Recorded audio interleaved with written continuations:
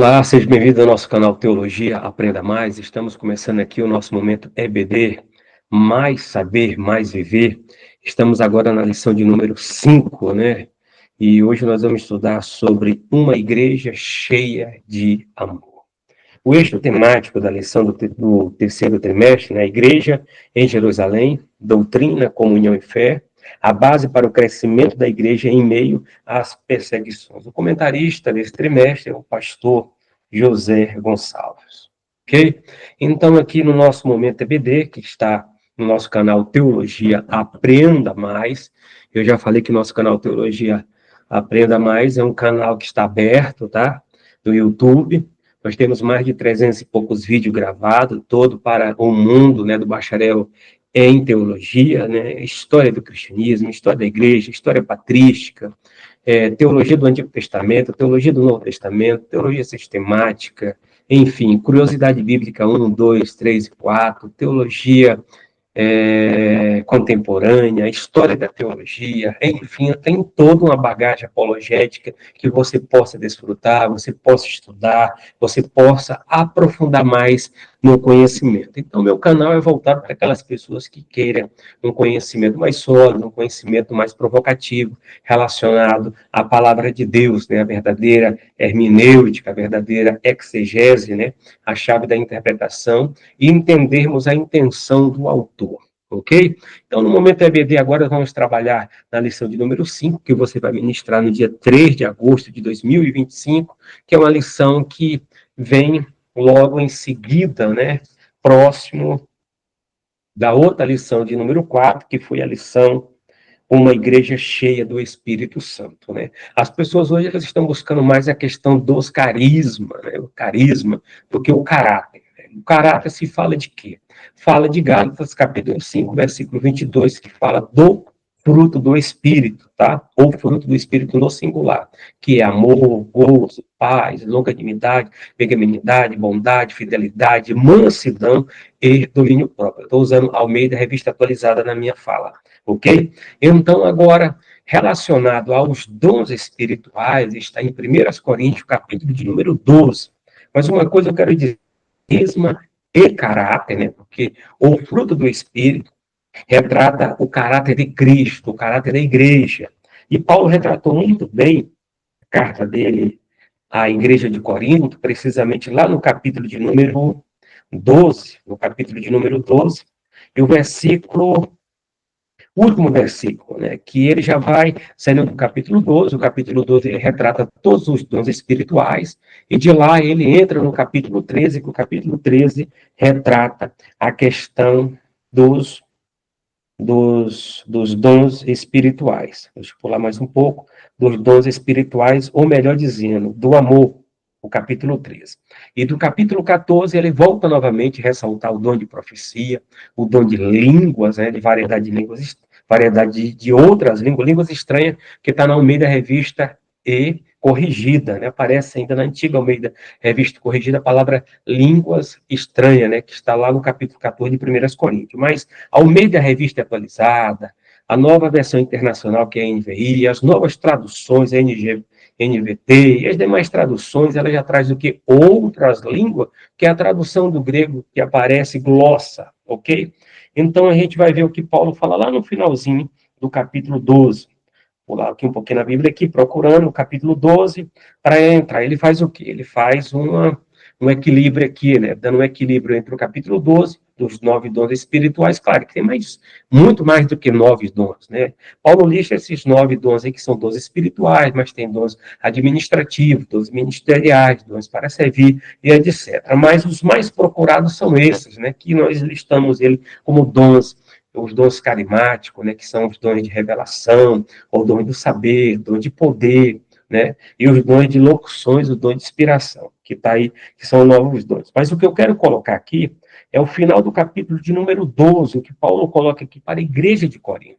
E uma coisa que nós entendemos que a igreja de Corinto procurava muito a questão do dom de profetizar, que Paulo doutrina, né, pode até profetizar até 3, mas esperando o primeiro, o segundo, até chegar ao terceiro. Pode falar línguas também, né, mas que tem um intérprete, né, que ele fala no plural lá, que é o dom de variedade de línguas estranhas, né, de outras línguas, quer dizer, de outras línguas. Então tem que ter um intérprete para equivaler uma profecia para que a igreja possa ser edificada. Paulo não proíbe a igreja falar em outras línguas. O que Paulo quer ver é a decência, a ordem no corpo de Cristo. Então, no versículo 31 do capítulo de número 12, ele coloca o seguinte: portanto, procurai com zelo os melhores dons. Isso Paulo está falando para a igreja de Corinto, para nós também. E eu vos mostrarei um caminho ainda mais excelente. Que caminho é esse mais excelente? Que Paulo aqui está colocando. Eu estou usando aqui ao meio da revista e corrigida. Eu vou pegar aqui ao meio da revista e atualizada, só para ver aqui como é que é a questão. Vamos pegar a nova Almeida atualizada aqui, que é de 2017, atualização dele, né? Então, vamos dela. Entretanto, procurai com zelo os melhores dons. Paulo está falando para procurar os melhores dons. E eu passo a mostrar-lhe um caminho ainda mais excelente. Qual o caminho mais excelente que Paulo quer mostrar? A gente vai lá para o capítulo de número 13, né? O capítulo número 13, que Paulo vai dizer esse caminho mais excelente, que você conhece agora esse capítulo aqui de cor e salteado. O caminho mais excelente que ele coloca, qual o caminho mais excelente? Que está no capítulo 3, esse aqui. Ainda que eu falasse a língua dos homens, dos anjos, se não tivesse amor, seria como o bronze que soa, ou como o símbolo que retine. Ainda que eu tenha o dom de profetizar, olha o primeiro. Ainda que eu conheça todos os mistérios, né, que é o dom da ciência, e toda a ciência, né, ainda que eu tenha tamanha fé, portanto, de transportar montes. Se não tiver amor, nada serei. Ok? Então, ainda que eu distribua todos os meus bens entre os pobres, ainda que entregue o meu próprio corpo para ser queimado, se não tiver amor, isso nada me adiantará. É o que Paulo está colocando para a igreja de Corinto, é o que Paulo está nos doutrinando. O amor é paciente e bondoso. O amor não arde em ciúme, não se envaidece, não é orgulhoso, não se conduz de forma inconveniente, não busca os seus interesses, não se irrita, não se ressente do mal. O amor se alegra com a injustiça, mas se alegra com a verdade. O amor não se alegra com a injustiça, mas se alegra com a verdade. O amor tudo sofre, tudo crê, tudo espera, tudo suporta. O amor jamais acabará. Havendo profecias, ó, o dom que a igreja de Corinto, bem visável, desaparecerão. Havendo língua, cessarão. Havendo ciência, passará, pois o nosso conhecimento é incompleto e a nossa profecia é incompleta. Mas quando vier o que é completo, que é Cristo, a plenitude do céu, né? Então, o que é incompleto será aniquilado. O que é incompleto será aniquilado. Quando eu era menino, falava como menino, sentia como menino, pensava como menino. Quando cheguei a ser homem, desisti das coisas próprias de menino. Porque agora vemos como num espelho, né, de forma obscura. Depois veremos face a face. Agora o meu conhecimento é incompleto acerca de Deus, né? Depois conhecereis como também sou conhecido. É por isso que José fala, prossigamos em conhecer a Deus. Conheço um pouco hoje, amanhã e etc. Aí ele coloca, agora, pois, permanece a fé, a esperança e o amor. Esses três, porém, o maior dele é o amor. É a nossa lição que nós vamos retratar hoje de número 5, tá? Mas aqui, Paulo, ele vai lá do capítulo 13, ele mostrou um caminho mais excelente, saindo do capítulo 12, ele entra no capítulo de número 13, né, falando desse caminho excelente que é o amor. Agora ele vai para o capítulo de número 14, né? Aí ele diz: o dom de profecia superior ao de língua, né? Siga o amor e procura com zelo os dons espirituais, principalmente de profetizar. Pois quem fala em línguas não fala para as pessoas, mas fala para Deus. Ninguém o entende, por meio do Espírito fala mistério. Mas o que profetiza fala para as pessoas edificado, não, edificando, exortando e consolando. Esse aqui é o objetivo do dom de profecia: exortar, consolar, né, e edificar. E o que fala em línguas, a si mesmo edifica, mas o que profetiza, edifica a igreja, né? Então, Paulo aqui está trabalhando aqui a questão do amor, mas dando um equilíbrio entre a questão dos carismas, claro, que é os dons espirituais, é esse que promoveu todo o sucesso da igreja, o crescimento, né, espiritual que ela teve, o crescimento de avanço missionário, o crescimento de avanço evangelístico, né? Mas o que Paulo quis equilibrar na igreja de Corinto, onde que estava tendo disputa, né, pelo dom de profetizar, está tendo disputa até no dom de línguas, está tendo disputa nos dons voltados para a ciência, para o conhecimento. e precisamente esses dons que eram muito bem disputados. E Paulo coloca esse equilíbrio entre os dons espirituais, entre ser cheio do Espírito Santo, ele coloca essa arete. A palavra arete, traduzindo para o latim, significa virtude para a nossa língua portuguesa. Essa virtude principal, primordial, que é o amor, que é o equilíbrio, né? E a Bíblia fala que Deus é amor. Isso que fala nas cartas joaninas, né? Deus amou o mundo de tal maneira, o agapau, né? O agape, e deu seu Filho unigênito para todo aquele que crê, não que, para todo aquele que crê, não pereça, mas tenha a vida eterna, né? Então, nesse caso, uma igreja cheia do amor. O nosso comentarista, o pastor José Gonçalves, ele falou de uma igreja cheia do Espírito Santo, agora ele fala da igreja de Jerusalém como uma igreja cheia de amor, que a gente vai estar analisando aqui. O texto áureo, não vou ler aqui muito aqui, né, dar comentários sobre ele, porque está muito bem explicado. Era um coração e a alma da multidão dos que cria, ninguém dizia coisa alguma do que possuía era sua própria, mas todas as coisas era-lhe comum, né? É a questão da coinonia, né, ter tudo em comum. Verdade prática. O amor é o elo que mantém a unidade da igreja local. Sem o amor, não existe relacionamento cristão saudável. Então, o amor aqui está a base, né?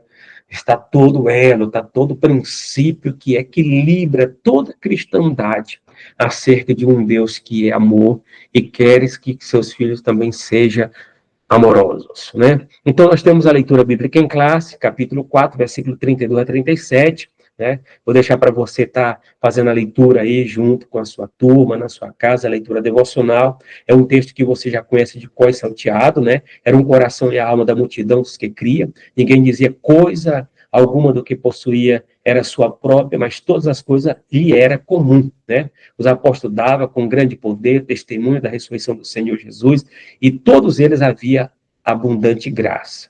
Não havia, pois, entre eles necessitado algum, porque todos que possuíam herdades ou casa, né, vendendo, traziam o preço que fora vendido e depositavam aos pés dos apóstolos.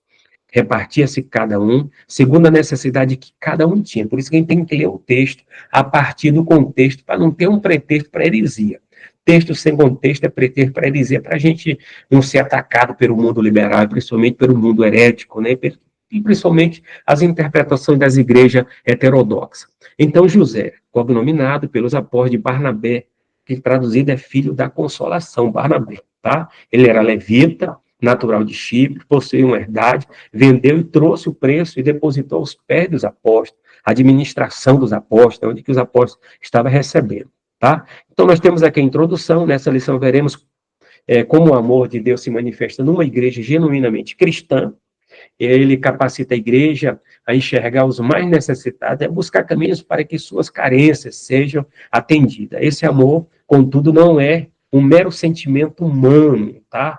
É algo que, na prática, é realmente demonstrado que nós somos em Cristo. Então, nós somos criados para as boas obras, como Paulo fala em Efésios capítulo 2. Claro que a salvação é pela graça mediante a fé, mas Paulo também no capítulo 2 ele fala que nós fomos criados para boas obras em Cristo. E também Tiago também, que é uma carta proverbial, né, no Novo Testamento, uma linguagem sapiencial, ele usa também toda uma questão de prática que fé sem obra é morta, né? Então, na verdade, as obras é fruto da nossa fé como pessoa já salva em Cristo, não para nós sermos salvos.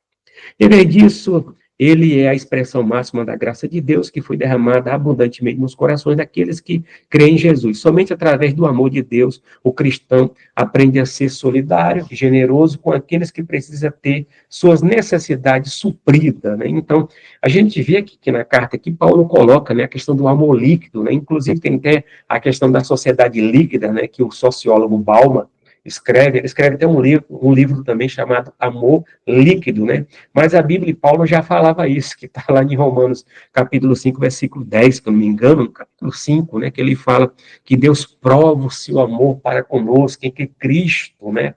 Morreu por nós, sendo nós ainda pecadores. Então, esse amor líquido, esse amor derramado sobre nós, esse amor que é provado na prática através do sacrifício vicário de Cristo, né? Então, a palavra-chave dessa lição, né, é a palavra aqui, love, né, que é a palavra amor, a palavra agapau, no grego, né? Então, de agape, para a nossa vida, um exemplo que Deus é amor. Então, os seus filhos têm que também ser amorosos. O tópico 1. O amor manifestado na comunhão cristã. O crescimento da igreja. O crescimento da igreja, é claro, se deu pela manifestação do Espírito Santo, que é uma igreja cheia do Espírito Santo, mas, ao mesmo tempo, o combustível dessa igreja de vivência e de sobrevivência era o amor. O amor. É por isso que tem que ser uma igreja cheia do Espírito Santo, mas uma igreja cheia do amor. Vamos lá. Nesse ponto de sua narrativa, Lucas se refere à igreja como uma multidão dos que cria. Essa expressão pode ser entendida com o sentido de um grande número ou assembleia. A igreja que havia começado com 120 discípulos, agora é uma grande multidão. Então, você vê que Jesus chamou 12, né? 12. Então, esses 12 discípulos, né? Discípulo significa aluno, pupilos, né? Aprenderam aos pés de Jesus durante 3 anos, tiveram um bacharel de teologia muito bom, 3 anos de ministério, 3 anos de estudo, 3 anos de teologia. Então, nesses 3 anos de teologia que eles tiveram, eles aprenderam muito acerca da graça de Deus, dos conhecimentos que eles podiam ter, e nesse contexto de 12, se aumentou para 70, de 70 foi para 500 no dia de Pentecoste, né? E dos 500 que não deram conta de esperar até o derramamento do Espírito Santo, ficaram 120, ao qual está aqui na lição. Então, desses 120 que ficaram aqui, né, eles revolucionaram. Só na pregação de Pedro, a mensagem evangelística, né, o primeiro pregador pentecostal, se converteu cerca ou quase 3.000 pessoas, né? E depois foi crescendo mais e mais e mais ainda a igreja. A igreja passou para cerca de 5.000, e assim foi crescendo a cristandade, que hoje dá mais de 2 bilhões de cristãos espalhados no mundo afora, com uma somatória, né, um percentual de cristãos nominais. Mas aqui está o crescimento que a igreja, cada dia eles ganhavam alma, cada dia tinha discipulado, cada dia tinha batismo, cada dia a igreja estava crescendo e precisava de finanças, né, para que pudesse sustentar a questão, né, de toda a necessidade que ela tinha, questão de alimentação, a questão também das necessidades básicas, etc. E assim aconteceu. Uma igreja pequena possui a mesma natureza e essência de uma igreja grande. Assim como uma igreja grande, uma pequena igreja também enfrenta seus problemas e desafios. Contudo, os desafios e problemas de uma igreja, de um grande povo, são maiores em proporções em relação a uma pequena, né? Eles se tornam mais complexos, portanto, mais desafiadores. Então, claro, que cada um tem a sua soma de desafios, de rotinas, de projetos, né, de planos para se trabalhar, tanto a igreja pequena como a igreja grande. Claro que uma igreja grande vai ter as suas complexidades, né, ainda mais uma igreja heterogênica, né, uma mistura de pessoas, raça, posições sociais, mas precisa ser trabalhada no vínculo que a sustenta, que é o amor, para ter uma igualdade, uma coinonia entre todos. Os desafios do crescimento que essa igreja tem, vamos ver lá. Assim, vemos a igreja de Jerusalém crescer em escala geométrica, né? Geométrica. Ela se multiplicava, como está registrado em Atos 6 e 7. Com isso, os desafios também eram maiores, como essa igreja, que até pouco tempo não passava de um pequeno número, se comportaria como um novo formato adquirido, né? Ela manteria a unidade em meio à complexidade. Somente o amor poderia manter o elo fraterno entre os crentes.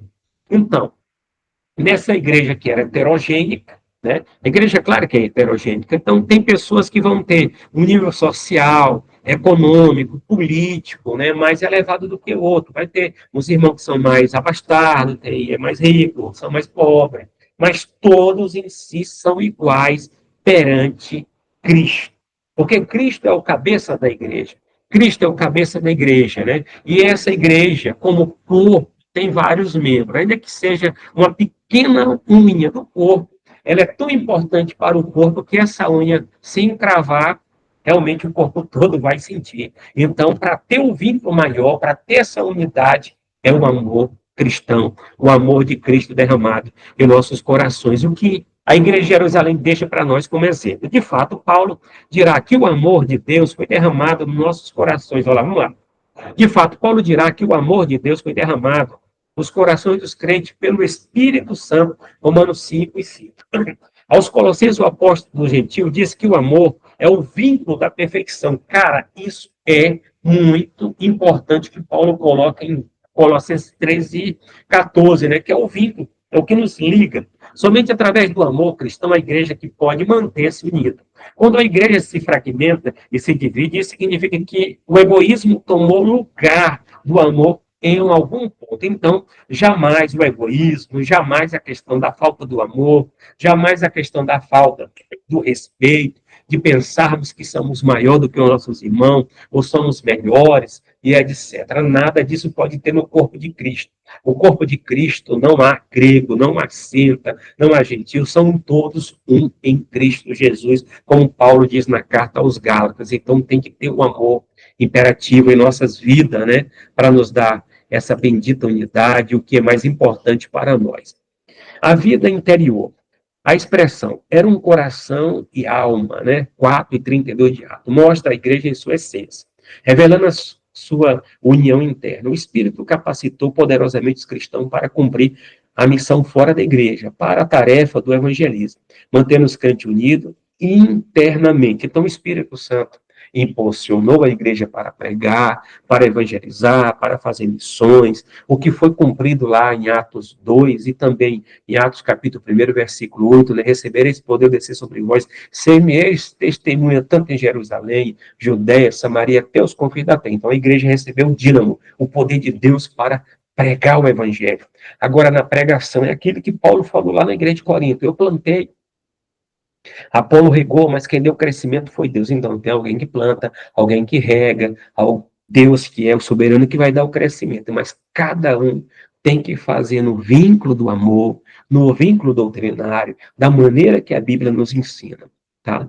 Então, aqui tem a sinopse, aqui a união, e o amor entre os cristãos, impulsionado pelo Espírito Santo, fortalece a igreja e sua missão. Quando a igreja se fragmenta, se divide, isso significa que o egoísmo tomou o lugar dessa igreja. Tá? O 2, o amor como manifestação da graça.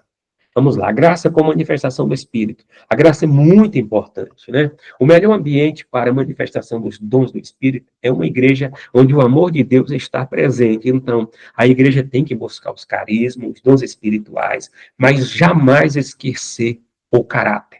Nós somos reconhecidos não pelos dons espirituais. Nós somos reconhecidos pelo o fruto, e o fruto é o caráter cristão em nossa vida, ok? Lucas nos informa que os apóstolos davam com grande poder testemunho da ressurreição do Senhor. Isso é o dínamo, né? O poder de Deus, o que o Espírito Santo usou aquela igreja. O contexto nos mostra que o Espírito opera em um ambiente que lhe é propício, isto é, onde a igreja está banhada no amor cristão. Muito importante. Muitos podem cair na tentação de achar que o segredo para ter uma igreja imensa no espírito, isto é, onde os dons espirituais se manifestam com regularidade, tem a ver com cumprir determinadas regras e normas estabelecidas. Regras são importantes, não podemos viver sem elas, isso é sem sombra de dúvida, tem que ter projeto, né? Tudo na nossa vida tem que ter um projeto, um planejamento. Contudo, o Espírito opera o ambiente onde há comunhão entre os cristãos. Às vezes podemos quebrar a comunhão com outros, achando que não tem importância, mas Jesus ensina que para ser perdoado por Deus, devemos perdoar sinceramente nossos irmãos. Qualquer ensino contrário a isso é falso. É aquele contexto que Jesus falou lá no Sermão do Monte, né? Quando você for levar a sua oferta no altar, e lembrar que tem alguma coisa com teu irmão, volte, reconcilie com ele, né? Para que você possa ter, né?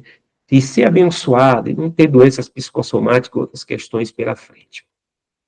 A graça como favor imerecido. A gente usa graça, favor imerecido, disposição bondosa da parte de Deus, amor infinito, graça dispensa significado na sua etimologia, né? E principalmente no seu polissemismo, na sua palavra grega, charis. Né?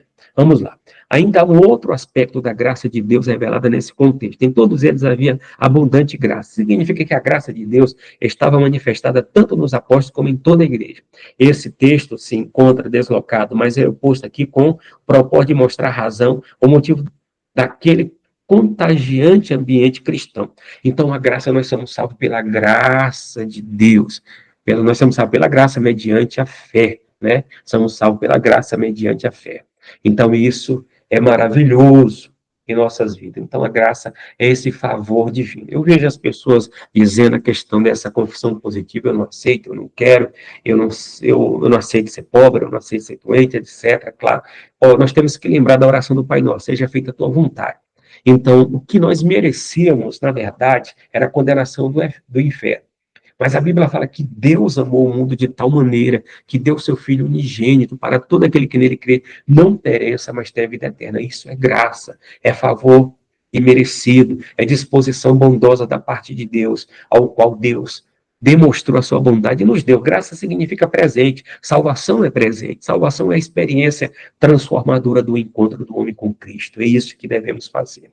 Uma igreja dinâmica que demonstra amor para com seu próximo, e no qual o Espírito Santo se manifesta de forma abundante, é uma igreja que reflete a graça de Deus. Na Bíblia podemos perceber que a graça de Deus gerou entre os crentes um sentimento de gratidão por terem sido, sem merecimento algum, capacitado por Deus para viveres uma vida abundante, nessa graça maravilhosa que se manifesta em nosso meio, né? O que Paulo fala também na carta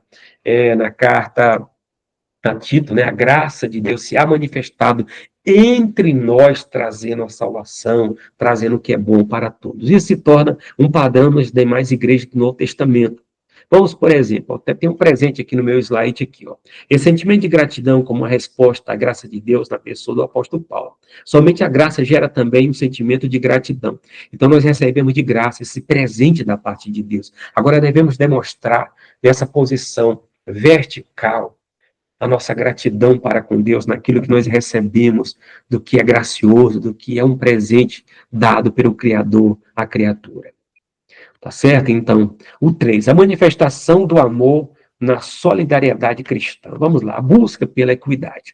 O que fala aqui? O dicionário Aurélio, né, da língua portuguesa, equidade, como a disposição de reconhecer igualmente o direito de cada um. Assim, diretamente da igualdade, a equidade não enxerga as pessoas como sendo todas iguais, e por isso busca forma de ajustar o desequilíbrio entre elas. Nós estamos tratando de uma igreja que era heterogênea, tinha rico, tinha pobre, tinha preto, tinha branco, tinha pessoas até deficiente, ou pessoas não deficientes, ou pessoas doentes, ou pessoas saradas, né? Pessoas que necessitavam de algum tratamento clínico, psicológico, psiquiátrico, né? Porque Deus pode curar todos de uma forma especial, como Deus também pode usar também a ciência para estar nos curando através de um remédio, de uma orientação médica e etc. Isso pode acontecer.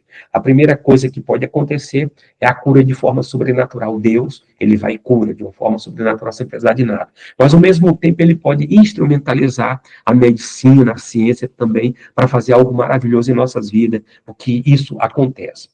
Em Jerusalém não havia nivelamento social, nem todos possuíam as mesmas condições, havia pessoas mais abastadas, mais ricas, mais pobres, né? Esse geralmente é o maior número, né? Logo a igreja demonstrou ser sensível a essa realidade, procurando tratar dessa situação, sendo solidária com a situação dos menos favorecidos, ok? Isso aqui é muito importante colocar nessa balança de precisão, analisar que eu estou comendo um frango no final de semana, que eu seja uma sepultura de frango, de churrasco, e não lembrar do meu irmão, do meu próximo, né? Como é que está a situação dele? A igreja de Jerusalém tomava sua sopa, tomava suas refeições, de casa em casa. Então, quer dizer, não teve nada precipitado, como alguns teólogos liberais dizem aí, que eles fizeram de forma precipitada, aí depois acabou tudo, ficaram pobres, foi preciso a igreja de Antioquia mandar recursos para lá. Não teve nada disso.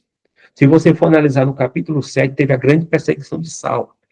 Então, os discípulos, né, ficaram em Jerusalém, mas a igreja, os irmãos, foram dispersos. E os seus bens que ficaram para trás?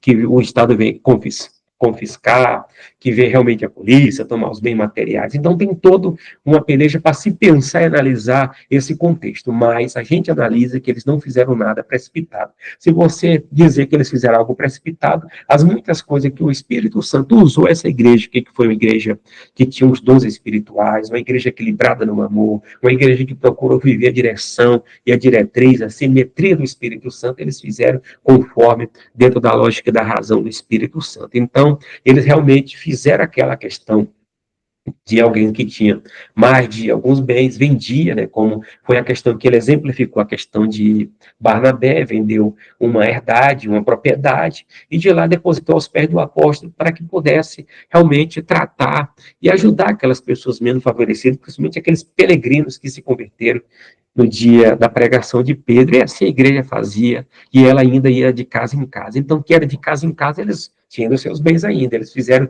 de forma equilibrada, ok? Não tem nenhum mandamento explícito dizendo que você tem que fazer a mesma coisa. Mas se de fato você tem mais de 2, 3, 4, e conversou com a sua esposa, com a sua família, e quer fazer uma doação, mas faça consciente, de uma forma consciente, mas sabendo que não temos aqui nenhum mandamento explícito que devemos fazer a mesma coisa. Mas essa igreja fez, tomada por essa necessidade. E até o comentarista, ele coloca, né, que a igreja pode fazer de outras maneiras, né, como a igreja, a mãe de João Marcos, Maria, né, abrigava, foi realmente ali um celeiro, onde que fez, possivelmente foi onde que aconteceu a primeira ceia, né, que foi celebrada por Cristo, onde que os irmãos estavam reunidos dia de Pentecoste, era onde que eles se reuniam para orar também, para realmente tomar sua sopa, conversar, se fortalecer. Tem várias maneiras em si para que a gente possa estar contribuindo e estar ajudando a obra de Deus. Estudioso observa que a Igreja de Jerusalém vivia uma comunidade de compartimento, não de domínio. Né? Os crentes mantinham a propriedade de seus bens, mas o disponibilizava conforme a necessidade de cada um. Desse modo, eles compartilhavam tudo o que tinham. Isso pode ser observado com Maria, mãe de João Marcos, né, que colocou a sua casa à disposição da igreja. Ela também pertencia à igreja de Jerusalém, em vez de vender a sua casa, a pôs a serviço da igreja. Muito boa a colocação do pastor José Gonçalves. Transformando em uma casa de oração. Naquele tempo era chamada igrejas domésticas, porque os cultos aconteciam na casa dos irmãos, onde a igreja se reunia. A prática da generosidade pode mudar de acordo com o tempo, lugar e circunstância. Contudo, o princípio que a governava permanece o mesmo. Podemos fazer o bem a quem necessita de uma forma ou de outra, tá? Então, mas de forma equilibrada, de forma consciente, de forma com sabedoria. Um exemplo da voluntariedade. Vamos lá. Lucas destaca que os que possuem herdade ou casa, vendendo, traziam o preço do que fora vendido e o depositavam aos pés dos apóstolos. Nada aqui foi feito de forma obrigatória. A gente vê o caso de Ananias e Safira. Pedro até falou o seguinte: Ananias, a propriedade é tua. E falou para Safira também: a propriedade era tua. Não precisava você mentir dizendo que você vendeu por tanto, e depois você chega aqui dizendo que vendeu por tanto. Tá? Então, era teu, estava no teu poder, é uma coisa voluntária, você entregava da maneira que você tivesse combinado.